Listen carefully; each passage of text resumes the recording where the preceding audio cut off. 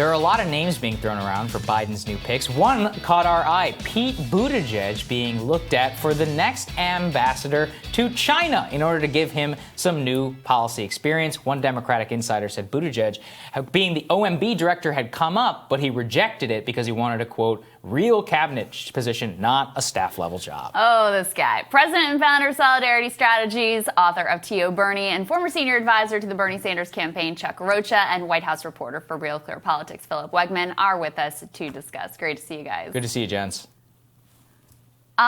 Phil, this to me is so crazy because OMB is incredibly important, powerful position. Yeah. If you actually care about policy and delivering results, the fact that Pete was offered OMB and also had apparently poo-pooed the idea of being VA secretary is, I think, incredibly telling about what his ultimate goals and interests are through this process.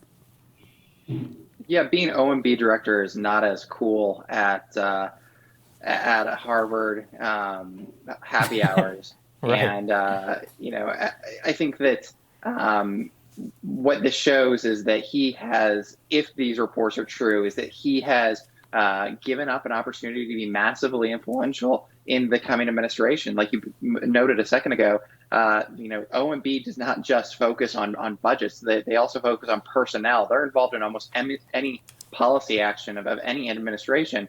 He seems to not be interested in that and seems to be looking for something which is much more political, which is much more glamorous, and that maybe he can, sell on the McKinsey circuit. Yeah, I mean, look, it's obvious that being ambassador to China, you get to go to a bunch of receptions. It is probably the most single diplomatic important post, though, in the world.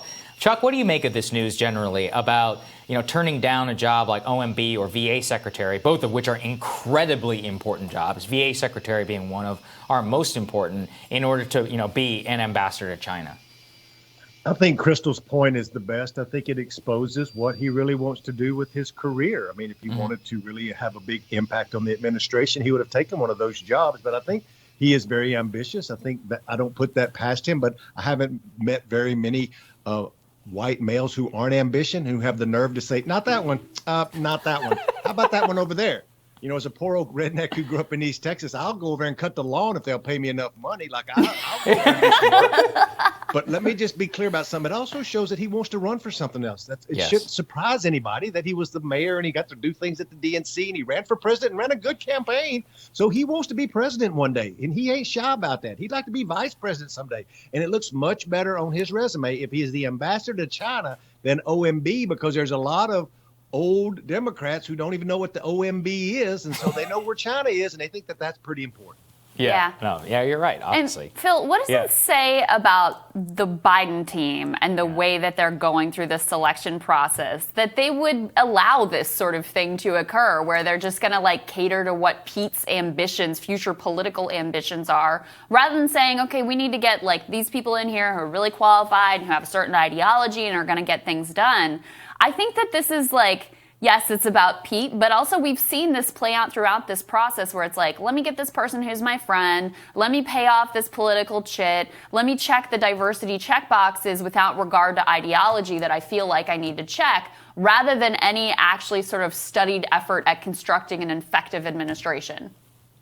Well, let's not forget that Pete Buttigieg is a fantastic politician, but up until this point, his highest post was being the mayor of South Bend, Indiana. I love Indiana. I'm from Indiana. But being the mayor of South Bend, Indiana, a foreign policy wonk does not make. And I think that what's going to be very interesting is that, as Chuck mentioned a moment ago, this is going to continue the catapulting trajectory of Pete Buttigieg's rise, even if he doesn't necessarily have the skill set to go along with it. Yes, he's a very sharp fellow, but does he have this type of experience? When we have conversations about ambassador to China or possibly a UN post, I think that the other thing that's very interesting here and that Pete Buttigieg needs to work through is that if he has one of these appointments, he is going to own the foreign policy of the Biden administration on the most important foreign policy issue, namely China or anything that comes before the United Nations. That in and of itself could be a political liability. No, you're right. And that is an excellent point, which is, look, our last two ambassadors to China, I didn't think they did a great job, but Terry Branstad, he was the governor of Iowa. He's known Xi Jinping for 30 years because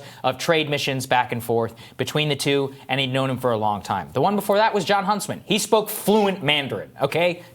Kind of qualified. This is the mayor of South Bend. However, Chuck, to your point, politically, probably the right move. George H.W. Bush, actually, was saved by Richard Nixon from political backwaters by being appointed special envoy to China in order to, bolster up his foreign policy credentials, and that's what put him on the road to the presidency. And as you point out, OMB is an actual job. This one is one where it sounds impressive, and politically, actually probably the right move if you want to run for president again.